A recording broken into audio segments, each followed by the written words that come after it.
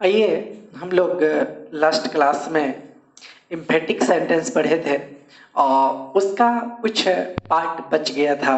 तो आइए हम लोग टाइप 3 तक बता दिए थे, टाइप 4 से स्टार्ट करते हैं। तो टाइप 4 में जो मैं आप लोगों को बताने जा रहा हूँ वह है इम्परेटिव सेंटेंस। क्या है? Imperative sentence. मैं पहले भी चर्चा कर चुका हूँ इम्परेटिव सेंटेंस का, लेकिन यहाँ पर मैं पुनः इसके बारे में कुछ बता देता हूँ। इम्परेटिव सेंटेंस कहते किसको है? तो इम्परेटिव सेंटेंस देखिए, अगर आप सेंटेंस के प्रकार को जानेंगे तो उसमें इम्परेटिव सेंटेंस भी सेंटेंस का एक प्रकार होता है। और इसका मतलब क्या होता है, इसका काम क्या है, इसका फंक्शन क्या है? तो याद रखिएगा, ऑर्डर, एडवाइस और रिक्वेस्ट। कहने का मतलब है कि जिस सेंटेंस से ऑर्डर, एडवाइस या रिक्वेस्ट का बोध होता है उसे इम्परेटिव सेंटेंस कहते हैं। इम्परेटिव सेंटेंस का स्ट्रक्चर हम आपको पहले भी बता चुके हैं। इम्परेटिव सेंटेंस का स्ट्रक्चर पहले बताए थे। यहाँ पर हम नॉन इम्फेटिक का स्ट्रक्चर बता देते हैं। नॉन इम्फेटिक सेंटेंस, इसका स्ट्रक्चर क्या होता है? तो V1 plus object plus other word. Non emphatic मतलब इम्परेटिव सेंटेंस का जो बेसिक स्ट्रक्चर होता है उसी को हम यहाँ पर नॉन इम्फेटिक कहते हैं, जिसमें बिना जोड़दार वाला स्ट्रक्चर। अगर हम इसका इम्फेटिक सेंटेंस का स्ट्रक्चर अगर हम बनाते हैं तो इम्फेटिक सेंटेंस अगर हम बनाते हैं तो कैसे बनाएंगे? तो याद रखिएगा कि V1 plus object plus other word होता है। अगर इसका इम्फेटिक बनाएंगे तो क्या करना है? Do plus V1 plus object plus other word. जैसे आप कहते हैं कम हियर, अगर इसका, यह तो आप जानते हैं नॉन इम्फेटिक है, अगर इसका इम्फेटिक सेंटेंस बनाना पड़ेगा तो कैसे बनाएंगे? Do come here. इसमें क्या करना है? सिर्फ डू लगा देना है। तो पुनः समझिए, इम्परेटिव सेंटेंस किसे कहते हैं? इम्परेटिव सेंटेंस का फंक्शन क्या होता है? इम्परेटिव सेंटेंस से ऑर्डर, एडवाइस या रिक्वेस्ट का बोध होता है। इसका जो बेसिक स्ट्रक्चर होता है V1 plus object plus other word. अगर आप इसका इम्फेटिक सेंटेंस बनाइएगा, इस V1 के पहले डू का प्रयोग किया जाता है और डू के बाद मतलब सिर्फ डू जोड़ देना है, यह इम्फेटिक हो जाएगा। जैसे कम हियर, यहाँ आओ, अगर इसको जोड़ दे करके बताना है, जोड़ दे करके कहना है तो डू कम हियर। आपके मन में एक क्वेश्चन अराइज होता होगा, वह क्या? यहाँ आओ तो ठीक है, लेकिन डू लगा देंगे तो इसका हिंदी क्या हो जाएगा? इसका हिंदी हो जाएगा यहाँ अवश्य आओ या यहाँ जरूर आओ। तो आइए इसमें और भी इसका एग्जाम्पल मैं देता हूँ, वो स्पष्ट हो जाएगा, नहीं कोई दिक्कत नहीं रहेगा। जैसे देखिए, कोई बोला रीड दिस लेटर, इस पत्र को पढ़ो। अगर इसका एम्फेटिक बनाना है तो कैसे बनाएंगे? तो आपको करना क्या है कि V1 के पहले डू लगा देना है। Do read this letter. एक सेंटेंस और जान लीजिए, क्लीन दिस कार्ड, मतलब इस कार्ड को साफ करो। अगर आप इसको बनाते हैं तो कैसे बनाइएगा? डू लगा दीजिए। मतलब V1 के पहले वर्ब का जो प्रथम रूप होता है उसके पहले आपको क्या करना है? सिर्फ डू लगा देना है। Do clean this car. पूरा फ्रेश है, कहीं कोई दिक्कत नहीं है। अगर आपके मन में और सेंटेंस लेना हो, अगर आप कह सकते हैं bring a glass of water.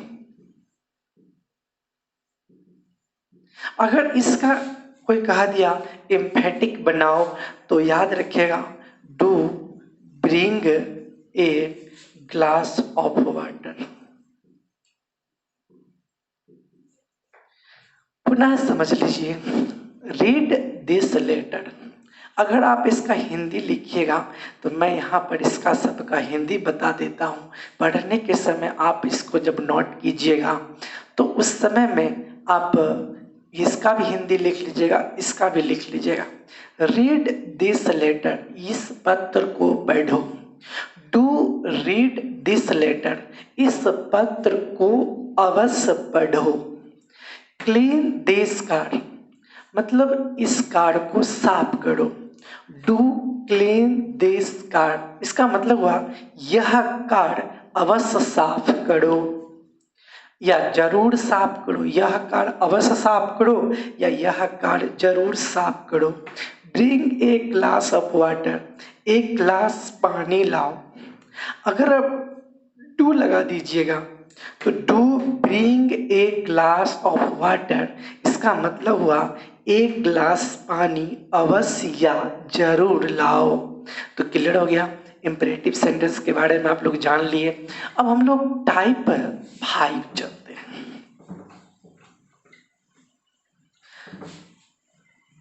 Type 5 का जो स्ट्रक्चर है, हम यह सेंटेंस टाइप 5 के बारे में जो मैं बता रहा हूँ, यह सेंटेंस हम लोग अपने डेली लाइफ में इसका प्रयोग बहुत करते हैं, इसलिए हम लोग टाइप 5 को जान लेते हैं। तो आइए टाइप 5 का स्ट्रक्चर, इसको बनाना नहीं है, सिर्फ इसका स्ट्रक्चर का प्रयोग करना है और हम लोगों को देखना है कि अगर कभी भी इस स्ट्रक्चर से भी जोड़ देने का भाव व्यक्त होता है, is oblique was plus I we he she Ram etc, तो आप सोचेंगे कि हम कैसे पता चलेगा कि इस तरह का स्ट्रक्चर पर हम कैसे जोड़ देने का भाव हम लोग जानते हैं, कैसे समझेंगे। आप लोग कभी कहीं जाते होंगे तो अक्सर देखिएगा कि कोई अगर इंग्लिश के टीचर हैं या इंग्लिश के जानकार हैं तो आप अगर इंग्लिश पढ़े हैं तो आपसे यही कोई पूछेगा, मतलब थोड़ा टेस्ट लेने के लिए बताओ तो मैं ही तो हूँ, तुम ही तो हो, वे लोग ही तो हैं। इस तरह से आप लोग सोचिएगा, पहली बार सुन रहे हैं तो याद रखिएगा कभी भी अगर ऐसा ट्रांसलेशन होगा मैं ही तो हूँ तो क्या हो जाएगा, इट इज आई, मैं ही तो हूँ। दूसरा देखिए, अगर आपके मन में एक क्वेश्चन होगा कि सर यहाँ तो सुनने में कुछ खराब लग रहा है कि इट इज आई के जगह पर इट एम आई, तो याद रखिएगा यहाँ पर यही आपका सब्जेक्ट है और इसके अनुसार मुझे लगाना है, न कि आई के अनुसार। इस तरह से हम लोग ट्रांसलेशन देखते हैं, it is we, it was they, it was Rohan, it is you, it is you। इस तरह से पुनः एक बार देख लीजिए,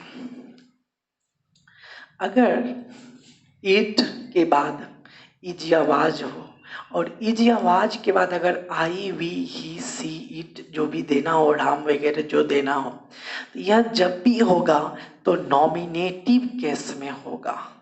यहाँ एनसी लिख देता हूँ, यह नॉमिनेटिव केस हो गया, मैं ही तो हूँ। अब क्वेश्चन है कि यहाँ पर इज और वाज के बाद बदले में क्या वेयर भी लगा सकते हैं? नहीं।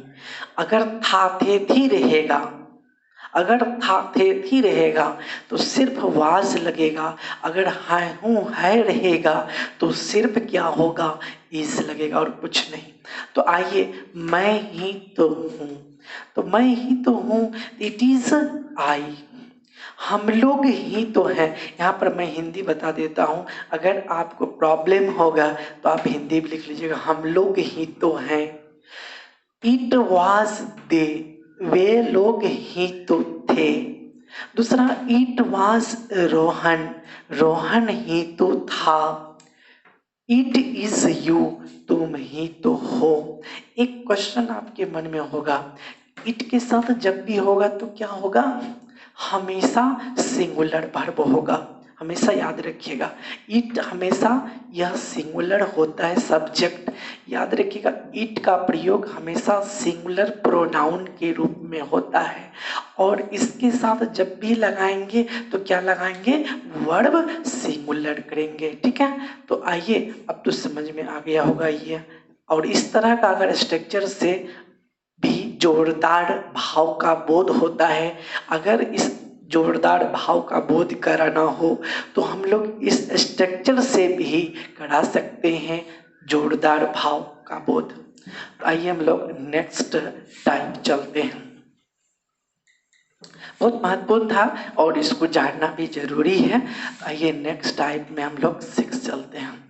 एक स्ट्रक्चर है, इससे भी जोरदार भाव का बोध होता है, इस स्ट्रक्चर को भी जान लीजिए।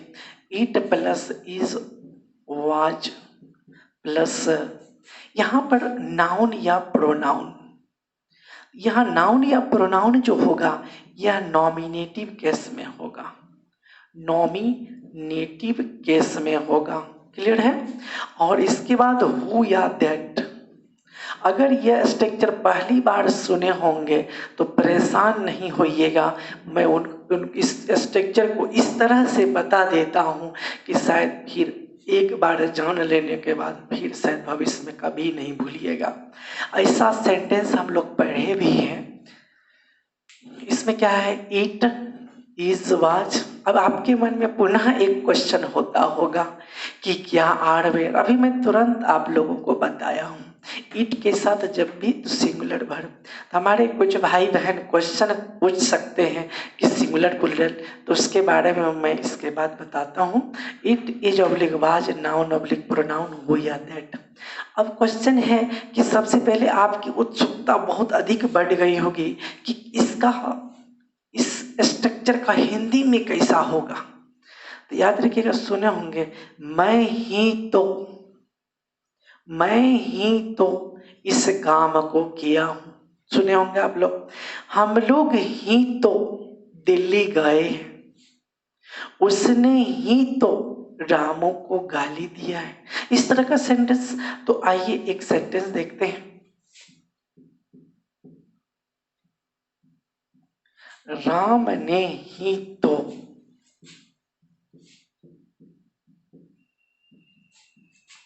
इस किताब, राम ने ही तो इस काम को किया है, राम ने ही तो इस काम को किया है। याद रखिएगा, ही तो लगा रहता है, राम ने ही तो, तुमने ही तो, इस तरह का वाक्य रहता है। तो आइए हम इसको कैसे बनाते हैं। अगर आपको एक चीज यहाँ ध्यान में रखना है, राम ने ही तो, राम ने ही तो, अगर इस तरह का रहेगा, तुमने ही तो, मैंने ही तो इसी तरह का जब ऐसा वाक्य कहीं भी मिल जाएगा आपको तो आप इसी पर बनाइएगा। तो इसको कैसे बनाना है, इट इज राम। ठीक है। अब एक हमारे भाई साहब क्वेश्चन किए कि एक बात बताइए सर, हु या दैट। तो मैं यहाँ पर हु या दैट के बारे में बता देता हूँ। हु जनरली पर्सन के लिए होता है, और यहाँ पर दैट जो है पर्सन और थिंग दोनों के लिए होता है। क्लियर हो गया? कहने का मतलब यह है कि हु का प्रयोग हम लोग पर्सन के लिए करेंगे और दैट का प्रयोग पर्सन या थिंग दोनों के लिए करेंगे। तो इट इज राम, यहाँ पर हु या दैट दोनों दे सकते, कोई दिक्कत नहीं है। इट इज राम हु या दैट लगा सकते हैं, हैज डन दिस वर्क। मैं इसको पुनः समझा दूंगा, परेशानी की बात नहीं है। क्या करना है, सबसे पहली बात तो ये है कि आपके मन में होगा कैसे जानेंगे कि हम इसको कैसे बनाएंगे। अगर किसी भी सब्जेक्ट के साथ देख लीजिएगा ही तो लगा हुआ है एक, और इससे जोरदार भाव का बोध होता है, तो समझ लीजिएगा राम ने ही तो इस काम को किया है। तो सबसे पहले स्ट्रक्चर को भी याद रखना होगा, it is was plus noun oblique pronoun हो या दैट प्लस। यहाँ पर कुछ भाई लोग क्वेश्चन कर सकते हैं कि वर्ब जो आप दिए हैं यह तो अस्पष्ट नहीं दिए हैं, किस तरह का। याद रखिएगा जिस तरह का वाक्य रहेगा उस तरह का मुझे यहाँ पर वर्ब का प्रयोग करना है, ठीक है। तो राम ने ही तो इस काम को किया है, इट इज राम हु या दैट। याद रखिएगा क्या होगा, हु या दैट, दोनों में से कोई एक दे सकते हैं, हैज डन दिस वर्क। एक भाई सब ये क्वेश्चन पूछ सकते हैं, यहाँ पर हैज जो देंगे, यहाँ पर हैव जो देंगे, किसके अनुसार देंगे। तो याद रखिएगा कि हु या दैट को रिलेटिव प्रोनाउन कहा जाता है, रिलेटिव प्रोनाउन। अब फिर आपके मन में एक क्वेश्चन उठता होगा कि हम तो रिलेटिव प्रोनाउन कभी नहीं पढ़े हैं, तो मैं आप लोग को बताना चाहूँगा कि रिलेटिव प्रोनाउन के बारे में मैं विस्तार से बताऊँगा आप लोगों को कि रिलेटिव प्रोनाउन क्या करता है। यह अपने पहले नाउन के साथ संबंध को जोड़ता है, ठीक है। रिलेटिव प्रोनाउन का मतलब होता है अपने पहले जो नाउन आता है उससे संबंध स्थापित करता है। तो यहाँ पर इट इज राम मतलब राम ने ही इस काम को किया है। आपके मन में होगा कि हु का प्रयोग कैसे करेंगे। हु पर्सन के लिए आता है, दैट पर्सन और थिंग दोनों के लिए आता है। इसका मतलब हु और दैट पर्सन के लिए आएगा, लेकिन दैट जनरली थिंग के लिए आएगा। तो एक एग्जाम्पल और इसका देख लीजिए।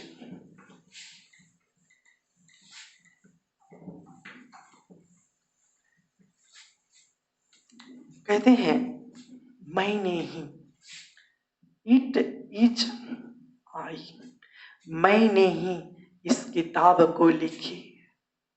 इट इज आई हु, यहाँ पर मैं हैज या हैव रिटन दिस बुक। आपके मन में यह क्वेश्चन हो सकता है कि it is I who has oblique have, तो मैं अभी बताया यह आर पी है, मतलब रिलेटिव प्रोनाउन है। इसके पहले जो नाउन होगा उसी के अनुसार वर्ब का प्रयोग होगा। यहाँ पर it is I who have written this book. आपको जिस तरह से बनाना होगा आप बना सकते हैं। अगर आपके पास अच्छी ट्रांसलेशन की बुक होगी तो आप उसमें भी इस स्ट्रक्चर को देख सकते हैं। तो मैं इसके बाद आप लोगों को कुछ जानकारी यहाँ पर दे देता हूँ केस और पर्सन के बारे में, जो कि आप लिख करके याद कर लीजिएगा बहुत बढ़िया से, फिर अगला टॉपिक को पढ़ाने में कोई प्रॉब्लम नहीं होगी। तो और देखते हैं, तो आइए।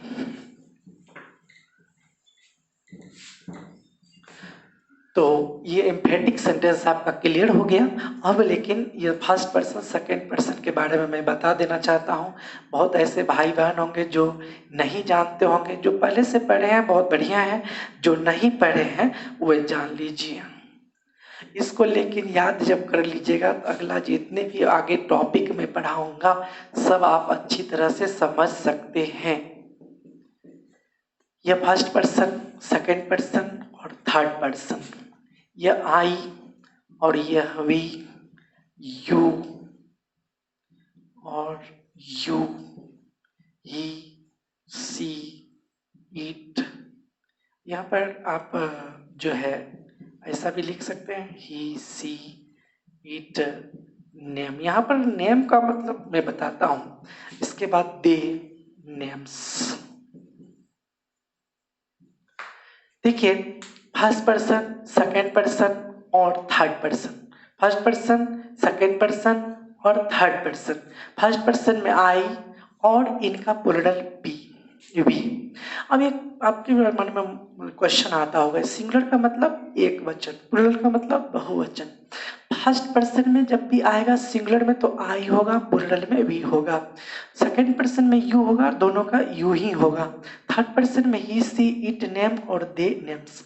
अब आपके मन में क्वेश्चन होगा, आई का मतलब मैं होता है, मैं का मतलब एक, वी का मतलब हम लोग मतलब एक से अधिक। अब यू का मतलब तुम। याद रखिएगा सिंगुलर में यू का हिंदी अलग होता है, तुम, और प्लूरल में तुम लोग। थर्ड पर्सन में देखिए ही, सी, इट, नेम। ही का प्लूरल कोई पूछ देगा कभी तो दे होगा, सी का प्लूरल कोई पूछ देगा तो दे होगा, इट का प्लूरल कोई पूछ देगा तो दे होगा, और नेम। यहाँ पर नेम के बारे में, जैसे कि राम हो गया, ये राम सिंगुलर हो गया। अगर नेम्स की बात करते हैं, राम एंड रोहन, राम एंड रोहन, तो एक नाम रहेगा तो सिंगुलर होगा, एक से अधिक नाम रहेगा तो वह प्लूरल होगा। पूरी तरह से क्लियर हो गया। आप इसको कमांड कर लीजिएगा। और इसके बाद मैं पुनः एक चार्ट केस वाला बता देता हूँ जो आपको याद रखने में बहुत सहायता मिलेगी। आगे जो मैं टॉपिक पढ़ाऊंगा उसमें आपको प्रॉब्लम नहीं होगा। आइए देखते हैं यहाँ पर नॉमिनेटिव केस, नॉमिनेटिव केस और यह ऑब्जेक्टिव केस, यह पॉजेसिव एडजेक्टिव, यहां पर यह पॉजेसिव प्रोनाउन। ठीक है,